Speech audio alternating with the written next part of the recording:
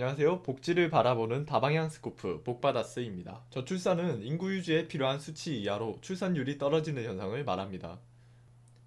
일반적으로는 현재 인구 유지가 불가능한 2.1명 미만을 이야기하고, 가장 대표적인 저출산 국가로는 한국, 그 다음에 대만, 일본, 독일, 스페인 등등의 엄청나게 많은 선진국가 혹은 도시국가들도 저출산을 겪고 있습니다. 이러한 저출산은 선진국이라고 불릴 만한 국가는 대개 가지고 있는 가장 큰 딜레마인데요. 선진국 치고는 출산율이 높던 미국, 영국, 프랑스도 2010년대 후반 들어서는 출산율이 감소하고 있는 추세입니다. 그나마 저러한 국가들은 이민자들을 많이 받아들이기 때문에 출산율의 한 축을 담당하고 있습니다. 최근에는 동남아 국가들과 중남미 국가들도 저출산 고령화로 인해 대부분의 국가들이 인구 대체율 밑으로 출산율이 감소하며 인구 문제에 직면하게 되었습니다. 이들 국가들은 중진국에 머물러 있는 경우가 많기 때문에 인구 전망이 동아시아 국가들보다 암울할 가능성이 높습니다. 무엇보다 개도국에서 고령 인구가 급속도로 증가하기 때문에 2030년에는 전 세계 고령 인구의 3분의 2가 개도국이 차지하게 됩니다. 이처럼 현재 저출산 고령화 문제는 글로벌한 추세로 진입했습니다. 생태학적 관점에서 봤을 때는 경쟁이 심화되면 출산율이 하락한다고 합니다. 출산을 하지 않는 것도 일종의 본능인 거죠. 실제로 미국에서 1930년대 대공황 당시 출산율이 4명에서 2명으로 하락했고, 대공황이 끝나자마자 다시 3, 4명대로 출산율이 반등했습니다. 이러한 출산율은 경제적 충격에 따라 반응하기도 하지만 나라마다 큰 차이를 보이기도 하는데요. 양육에 대한 관점이 문화별 차이가 크기 때문이다. 종교적이거나 자식을 독립적으로 키우는 나라일수록 출산율은 증가하고, 교육열이 높을수록 출산율이 감소하게 됩니다. 이에 한국 사회는 경쟁이 매우 극심하기 때문에 저출산으로 이어진 모습이 두드러지게 나타나게 됩니다. 저출산을 유도하는 가장 큰 요인 첫 번째, 혼자 살아도 편안한 인프라와 환경입니다. 이 전까지만 해도 2인 이상이 사용한다는 전제 아래 만들어졌던 상품과 서비스들을 이제는 1인 가구도 누릴 수 있게 되면서 점점 홀로 사는 세상이 편해지고 있습니다. 최저임금 수준 혹은 이를 겨우 웃도는 수준의 일자리로도 충분히 생계유지가 가능해졌고, 요리를 못하는 사람들도 간단한 인스턴트 음식을 먹을 수 있게 됐습니다. 옷이나 신발, 빨래 같은 것들은 이제 빨래방에서 해결해주기도 하고, 과학의 발전과 함께 기술이 발전이 됐고, 그에 따른 과학 장비들이 많이 나타나고 있습니다. 또한 인식의 변화라는 생각도 들기 시작합니다. 출산과 육아는 장애물이라는 인식의 확산이 펴지게 되는데요. 가령 우리 주변에서 결혼하면은 제약이 많이 생긴다, 혼자여야 자유로운 삶을 살 수 있다, 이러한 말이 있는 것처럼 시간이 지나고 시대가 변하면서 인식이 바뀌게 된 것도 한몫하고 있습니다. 이처럼 개인의 권리와 그를 중심한 사고가 확대되는 이러한 것들이 저출산에 매우 큰 영향을 끼치고 있다고 볼 수도 있죠. 저번 영상에 언급했던 청년 실업과 취직의 어려움들 또한 저출산에 큰 영향을 줍니다.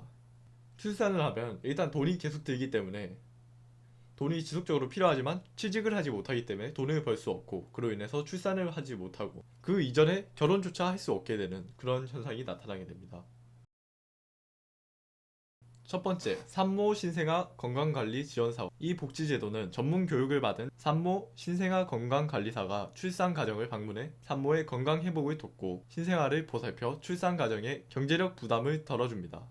태아나 출산 순위에 따라서 지원 기간이 다른데, 단태아 중에서도 첫째 아의 경우 10일, 둘째 아의 경우 15일, 셋째 아 이상부터도 15일로, 쌍태아 및 중증 장애 산모나 단태아의 경우 15일, 중증 장애 산모의 쌍태아 이상인 경우 20일, 표준 서비스 기간을 기준으로 이용자의 선택에 따라 5일 단축 또는 5일 연장이 가능합니다. 두 번째, 의료급여 임신 출산 진료비 지원 제도. 임신이 확인된 의료급여 수급권자에게 임신과 출산에 필요한 의료비를 지원해주는 제도입니다. 임신 출산 진료비로 60만원을 지원해주고, 임신과 출산에 관련된 진료를 편리하게 받기 어려운 분만 취약지역에 계속하여 30일 이상 거주하는 경우 20만원 추가 지원됩니다. 세 번째 제도는 저소득층 기저귀 조제분유 지원 제도입니다. 저소득층 가구의 영아를 양육하는 부모에게 기저귀와 조제분유를 지원하여 경제적 부담을 덜어주는 제도인데요. 저소득층 가구 영아에게 다음과 같이 구매 비용을 국민행복카드의 바우처 포인트로 지원해줍니다. 기저귀는 월 64,000원, 조제분유는 월 86,000원어치를 지원해주는 제도입니다. 네 번째는 만 0에서 5세 보육료 지원 사업입니다.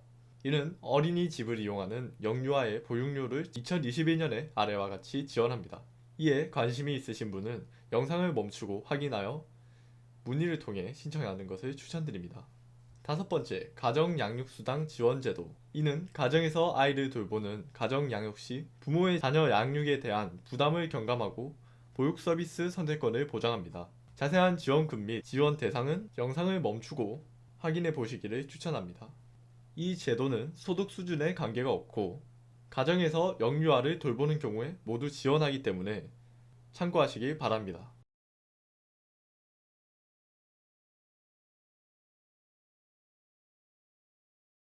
사실 저출산 문제는 두 가지 관점으로 바라봅니다. 하나는 긍정적인 관점이고 하나는 부정적인 관점입니다.